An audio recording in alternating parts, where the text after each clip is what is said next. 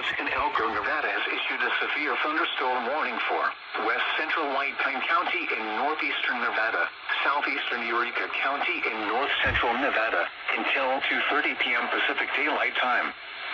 At 1:57 p.m. Pacific Daylight Time, a cluster of severe thunderstorms was located over Diamond Valley, moving northeast at 25 miles per hour. Hazard, 60 miles per hour wind gusts and quarter-size hail. Source, radar indicated. Impact, hail damage to vehicles is expected. Expect wind damage to roofs, siding, and trees. Locations impacted include Eureka, Diamond Valley, Eureka Airport, and Newark Valley. For your protection, move to an interior room on the lowest floor of a building.